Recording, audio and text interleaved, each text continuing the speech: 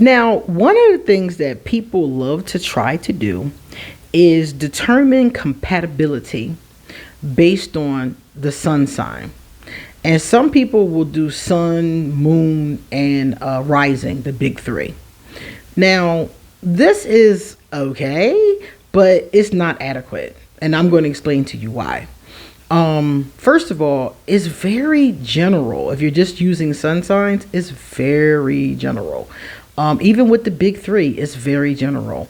And there is a better way to do it. So I personally, you guys know, I do charts. This is one of the things I do professionally. So one of the things that people often pay me to do is to do their chart and then compare it to their lover, husband, wife, girlfriend, boyfriend, whatever, to see compatibility and where the problems are. So today I'm going to show you how to do this for yourself, so that if you want to, when you meet somebody, instead of, just looking at your sun sign, which is honestly not accurate enough. It's just not enough information. So let's get into the introduction, and then I'm going to teach you how to use the sun signs. What are we going to call it? We're going to call it the natal chart.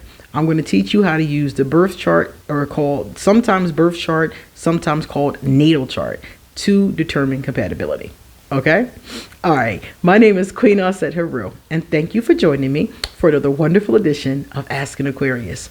If you haven't already, please hit the red subscribe button and smack the bell. Also, if you like this video, please give it a thumbs up and pass it on to everybody else that you know. Please drop us a positive comment in the comment section. And if you want to get a reading done, if you want to give me a question, a general question for Ask an Aquarius, if you would like to check out my Amazon wish list, any of the above is underneath this video. So let's check it out. So the first thing I'm going to do is read to you what it says on Google, because people often say to me, oh, I'm an Aquarius. So somebody said to me, let me tell you what this lady said. I was cracking up the other day. This lady said to me, Sagittarius are the most perfect partners for Aquarius. I read that shit and bust out laughing. I was like, she lost her fucking mind. Like, you lost your fucking mind. First of all, there is no perfect partner for any sun sign. That is a fallacy. I don't know why she even made that up, because anywhere you read about signs, they will tell you it's not like that. Now, if you're looking at in general, they will say in general, these signs are best. Like, for example, for Aquarius, in general, air and fire signs are the best. Now, Sagittarius is a fire sign, but Sagittarius are known for being cheaters. I did a video a long time ago, and I gave the top 5 signs that are accused of infidelity, and Sagittarius was on the list. So I'm not trying to say all Sagittarius are cheaters, because I'm very sure there are some out there who are perfectly faithful, but it's commonly said about them the same way people commonly say that Aquarius are eccentric. Not all Aquarius are eccentric, but many of us are. Okay, so when she said that, I bust out laughing, because it was a stupid thing to say, number one, and number two, it's very general, and we all say general stuff like that all the time. But I would never say, oh, Geminis are perfect for blah blah blah. I would just say the potential for compatibility is high, because like I said, nobody is going to be perfect 100% of the time. That is really just a bad thing to think, and it keeps a lot of people locked in bad relationships, because they think, oh, this is the only sign for me, and that's just not true. So this is how you actually determine compatibility. So I'm gonna read it to you from Google, then I'm gonna demonstrate. Google says, to determine compatibility, the characteristics attributed to the rising sign, sun sign, moon sign, and planets thought to be most significant at the time of each person's birth are then compared with the findings on the other person. So what they're saying here is that you got to take the person's sun, moon, rising, and planets. Why do you want to do that? Well, because listen, if you just have their moon sign, all you know is their feelings and what they're like on the inside. Okay? If you look at their sun sign along with that, you'll know their feelings, and you'll also know about, where the sun was when they were born, which will tell you some more about their personality and things like that. If you know their rising sign, you know how they present themselves to the world. Okay? But that's not enough for compatibility. You don't want to marry somebody based off how they present themselves to the world. You don't want to marry somebody because of how they might feel. That's not what you want to do. Those things are good, but you want to get the planets in here, and I'm going to show you why. You want to do the person's entire natal or birth chart. The way that you do this is you go to astro.com. You can punch in, you need 3 things for both of you. You need both of your date of birth, your time of birth, and your place of birth. You go to astro.com and you do each of your charts. Now, astro.com also has a compatibility report too. So they can do it right then and there for you if you want them to. But you also could just do both charts for free, because you have to pay, I think, for the compatibility report. But you can do both of your charts for free and look at it yourself. Okay? And I'm going to tell you exactly what to look for. You want to look for, here go the planets, right? The first one, of course, is the sun. I told you guys about the sun. We know what that's going to tell us, personality stuff. And we know that their moon here is going to be like their emotions, their unconscious responses, things like that. Now, you want to get into these planets. First of all, you want to take a look at Mercury. Mercury is going to tell you how they and you communicate. And it says communicate, write, talk, and travel. All right? This is really important because when you get into an argument with this person or a disagreement with this person, you need to know what kind of energy you're going to get back from them. Now, what they're going to tell you in the chart is, let's say, for example, their Mercury is in Aquarius, okay? And let's say your Mercury is in Cancer, for example. First of all, what does that tell you? You communicate like an Aquarius. So you're going to be in the intellect, trying to hold the emotion out of it and go with the logical aspect of it. So this is how they're going to communicate with you. They're probably going to be somebody who, if they do, get talking, they're probably going to have a lot to say and be really smart. So that's going to be a good thing. But if your significant other communicates like a Cancer, they're going to be communicating from an emotional space. So if their Mercury is in Cancer and your Mercury is in Aquarius, communication could be a challenge. The easy part, though, is that Cancer and Aquarius Mercuries, they're going to be able to intuitively communicate energetically. So maybe not verbally very good, but in other ways. So that's why you want to know more than just their sun, moon, and rising, because that's not going to tell you this. It's not going to tell you how they communicate, how they talk, how they travel. Let's say you're somebody who loves to travel. I know a lot of people that love it now. It's very popular now. So let's say you love to travel, but the other person, wherever their Mercury is in a sign that doesn't. Let's say your Mercury is in Sagittarius, for example. Sagittarius love to travel. They love to go places in foreign lands and things like that. My moon is in Sag. And let's say your person's Mercury is in Taurus. Taurus are known for being homebodies. Y'all travel styles do not match. So that could be a conflict that you're going to have to work out. So as you go through the planets, you're going to see you're finding out more and more about your compatibility with this person. So that's why I always say that it's not enough to just have the big 3 or just their sun sign. All right, here we go for another one. Let's take a look at their Mars, okay?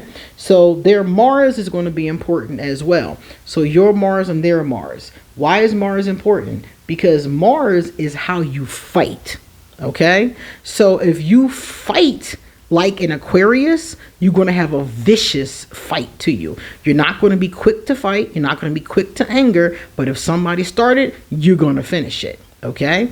So how you fight comes up in your Mars. Now, if the other person, let's say theirs is in Libra, For example, Libras have a tendency to be really chill until you push the wrong button. Okay? So if they fight like a Libra and you fight like an Aquarius, when y'all get into something, y'all gonna have to use a lot of diplomatic and diplomacy is the word I would use, because otherwise that's gonna be a nasty fight.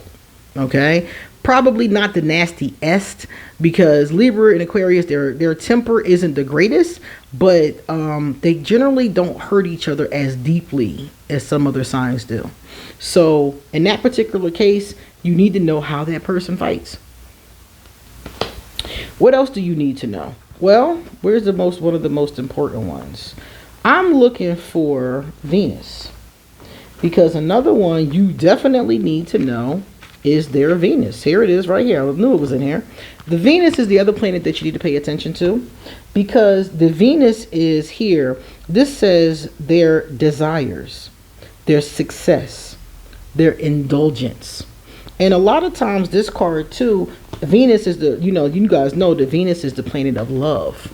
So a lot of information is going to be coming from that Venus that you need to know. If this is somebody you're going to be with, you need to know their love style. You need to know their beliefs about love, how they show love.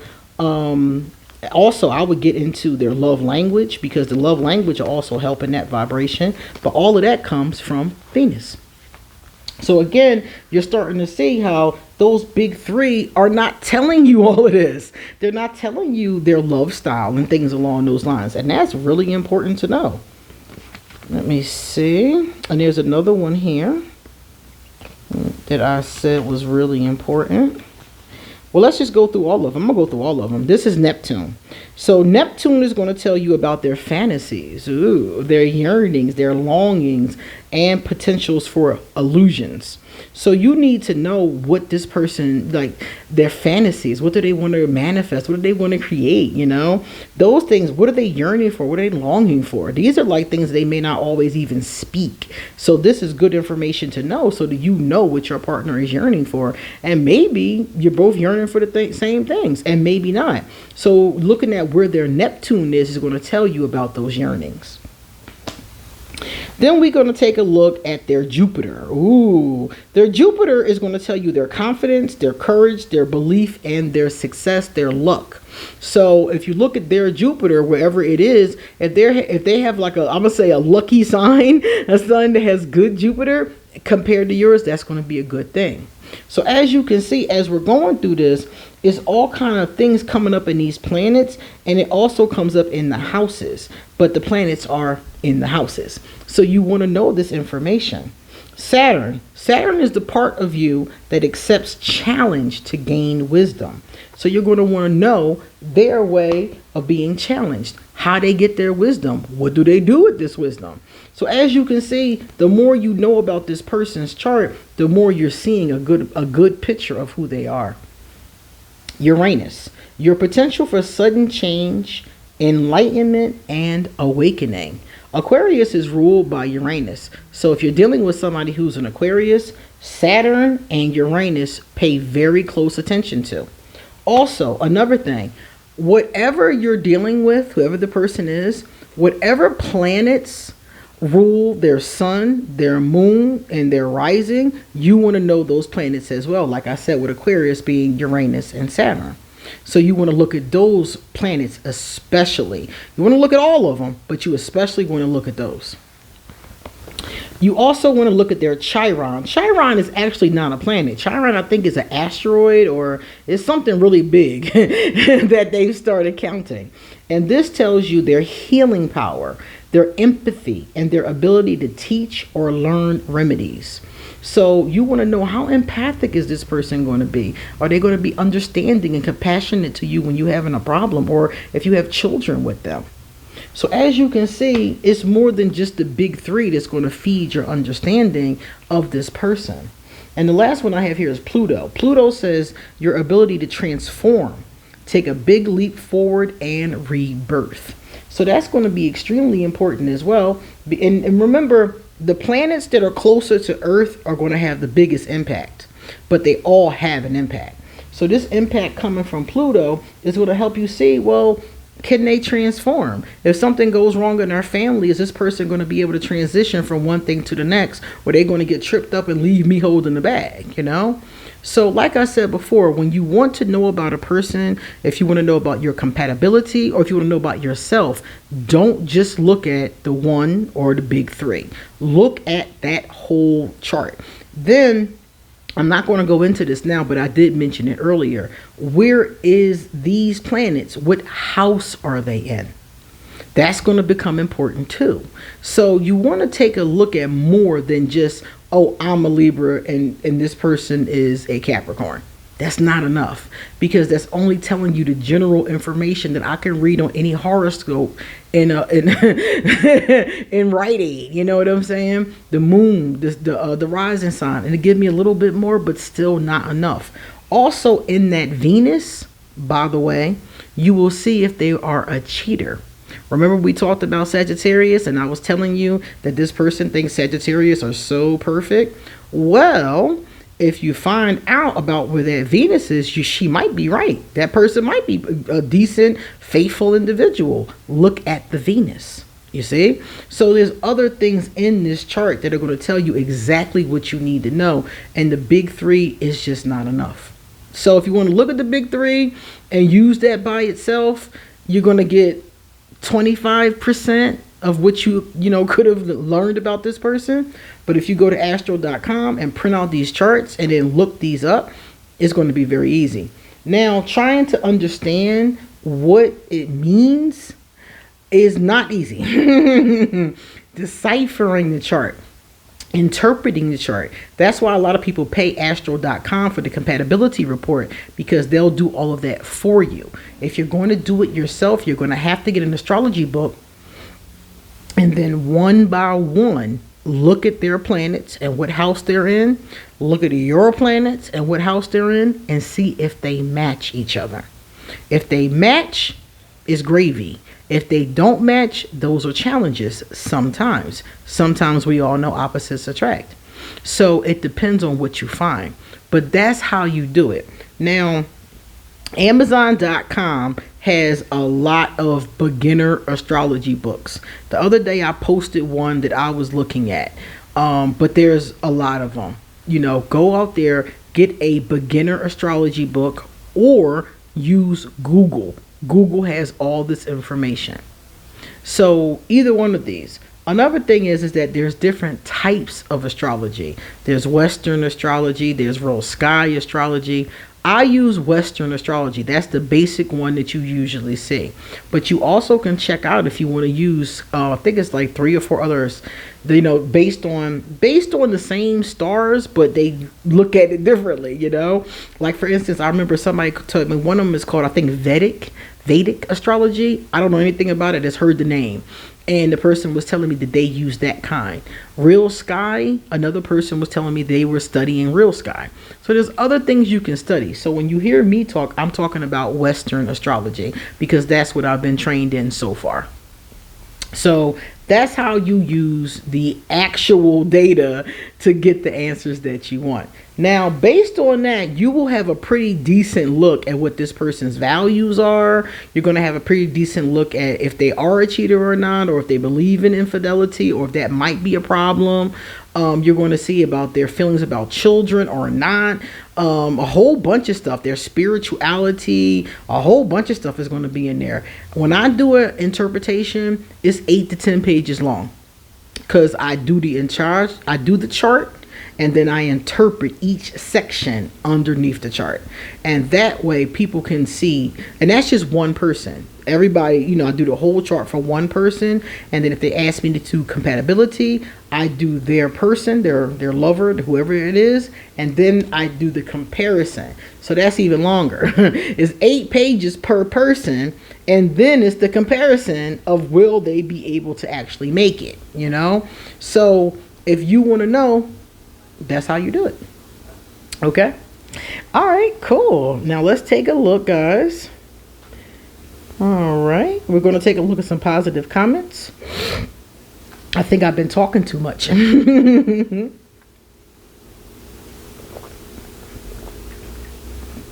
Of course, I have a cup with my name on it, right? Can you see it? Oh, it's backwards. It says Aquarius and QueenAusetHeru. Who's spilling tea everywhere. All right, guys, let's take a look at our positive comments. The first positive comment came from Darius Jones. Darius Jones says, never said it, but Happy New Year, Auset. Oh, Happy New Year, everybody. Hope you get everything your heart desires all of 2023. 2023 is a chariot.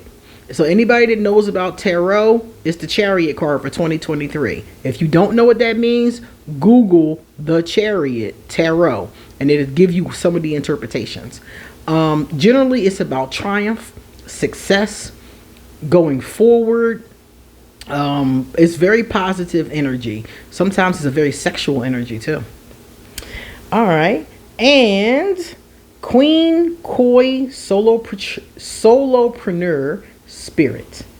This was really nice. I love it. As well as the words you shared. Thank you. I did a video called Money Spell.